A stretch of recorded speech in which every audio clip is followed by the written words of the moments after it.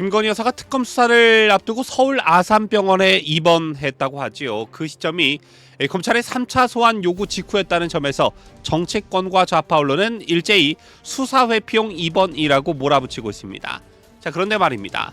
정권이 바뀌었다고 해서 검찰의 출석 요구가 내려지자마자 바로 입원했다는 사실 하나만 가지고 아무런 증거도 없이 무조건적인 비난을 쏟아내는 것이 과연 정당한 일일까요? 자, 오늘 뉴스 데일리 베스트에서는 김건희 여사의 입원 논란을 중심으로 좌파 진영의 이중잣대와 마녀 사냥식 공세를 낱낱이 분석해 보겠습니다.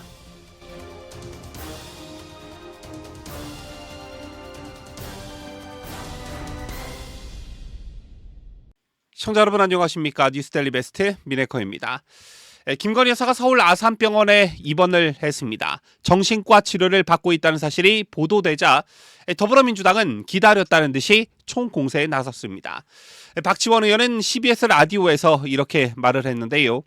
검찰이 소환 통보를 하니까 우울증에 걸렸다고 병원에 갔다고 한다. 서민들은 병원 입원실 잡기도 힘든데. 자, 그리고 일부 커뮤니티와 맘카페에선 가난 판정받고도 입원 못했는데 김건희는 특혜 아니냐라는 반응까지 퍼졌습니다.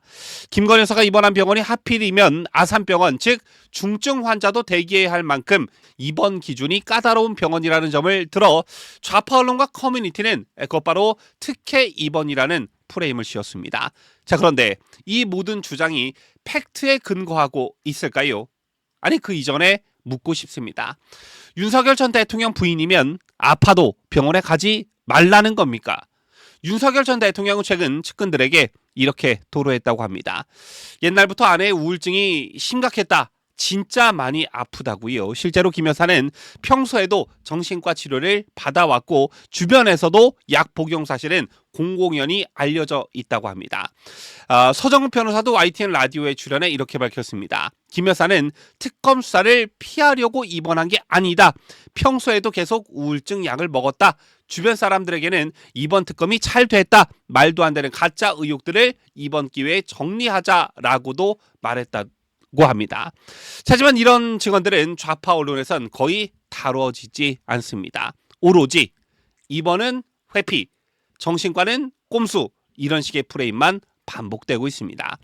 정권이 바뀌었다고 해서 인권조차 무시되고 감정적 보복이 여론몰이로 덮이는 현실, 이게 정말 정상적인 나라입니까? 자, 그럼 특혜 입원이라는 주장, 이건 또 어떤 근거로 나온 말일까요? 커뮤니티에서는 이런 글들이 퍼지고 있습니다.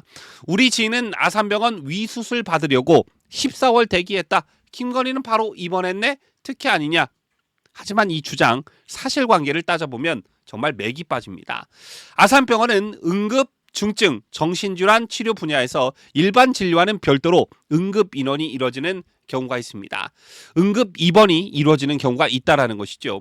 특히 정신과 입원 같은 경우에는 위암이나 간암수술처럼 긴 대기 기간이 있는 외과 중심과는 구조가 전혀 다릅니다. 정신과 입원은 위급한 경우 환자의 자해 가능성, 응급 증상 등을 고려해 바로 병상이 배정되기도 합니다. 외과 대기 사례와 단순 비교하는 건 의료 시스템을 전혀 모르는 주장이라 할 수 있겠지요. 자, 그럼에도 불구하고 좌파 언론은 14개월 기다린 사람도 있는데 김건희 여사는 뭐냐라며 선동하고 있는 것입니다. 자, 김건희 여사는 지난 13일 이미 입원을 결정했고 병원에서도 입원을 권유했다고 밝혔습니다.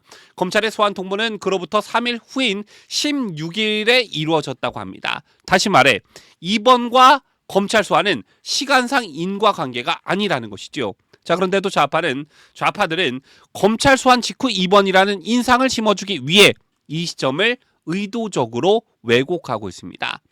김 여사 측은 이렇게 밝혔습니다.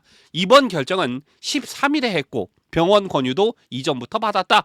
특검 요구가 있다면 응하겠다는 입장도 이미 밝혔다. 무엇보다 중요한 건 김 여사가 지금 입원 중이라고 해도 특검 수사를 거부하겠다는 입장이 아니라는 점입니다. 실제로 김건희 여사 측은 특검이 요구하면 조사받겠다. 단지 회복 기간이 좀 필요할 뿐이다 라고 말하고 있습니다. 그런데도 여권 인사들과 친여 언론은, 또 좌파 언론은 기다렸다는 듯이 뭐 도망쳤다, 꼼수다 라고 마녀 사냥식으로 몰아붙이고 있습니다. 정치적 적개심이 앞선 나머지 환자의 회복권과 인권은 완전히 그냥 사라진 것입니다. 자, 우리는 문재인 정권 때 조국 전 장관이 어떻게 방어를 했는지 기억합니다. 조국 정경심 부부는 소환조사와 재판 일정을 놓고 수없이 연기와 재요청을 번복해왔습니다. 그런데 민주당은 뭐라고 했죠? 가족의 건강은 당연히 고려돼야 한다. 인권 침해 우려가 있다라는 말을 입에 달고 살았습니다. 그런데 지금은 어떻습니까? 김건희 여사에게는 그 어떤 관용도 없습니다. 가족의 건강 문제는 오히려 범죄 회피 수단으로 매도되고 입원 자체가 비난의 대상이 됩니다. 같은 행위에 대한 완전히 다른 잣대, 그야말로 정치보복 내로남불의 전형 아닙니까?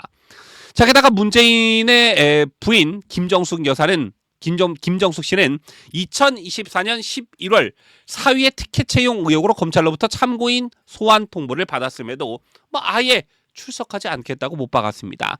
당시 윤건영 의원은 참고인은 법적 의무가 없다며 김 여사의 불출석을 당연시했고, 민주당은 기자회견을 통해 정권의 위기 돌파용 정치 탄압 수사라며 검찰을 맹비난하기까지 했습니다. 김정숙에겐 검찰 출석을 거부할 권리가 있고 김건희 여사에겐 입원할 권리도 없단 말입니까? 김영근 특검부는 김 여사에 대한 강제 수사 가능성 여부는 지금 단계에서 말할 수 없다며 일단 말을 아꼈습니다. 그러면서도 1차 파견자들과 함께 수사 방향을 정하겠다라고 밝혔는데요. 자, 이런 상황에서 특검이 정말로 정치적 중립성과 인권 보호 수사 원칙을 지키려면 좌우를 떠나 국민 모두가 납득할 수 있는 기준을 세워야 할 것입니다. 조사 대상이 누구든 그가 어떤 정권의 가족이든 상관없이 동일한 절차와 기준을 적용해야 국민의 신뢰를 얻을 수 있을 것입니다. 자, 만약 특정 정치 세력의 프레임에 휘둘려 김건희 여사에 대해서만 유독 가혹한 강제조사나 공개적 망신 주기를 선택한다면, 자, 이는 특검 제도의 본래 취지를 훼손하는 결과로 이어질 것입니다. 더구나 김정숙의 경우처럼 참고인 신분임에도 당당히 검찰 출석을 거부하고 이를 민주당이 옹호했던 선례가 존재하는 상황에서 김건희 여사에게만 전례 없는 압박이 가해진다면 이는 명백한 정치적 편향으로 비춰질 수밖에 없습니다.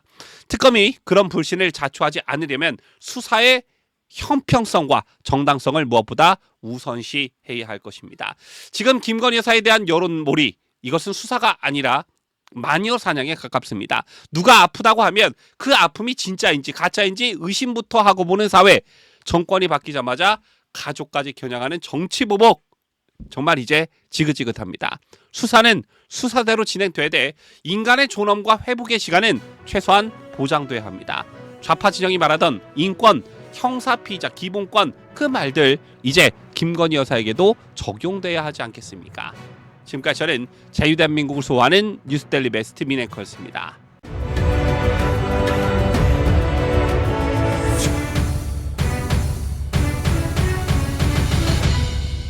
함께해요. 뉴스데일리 베스트.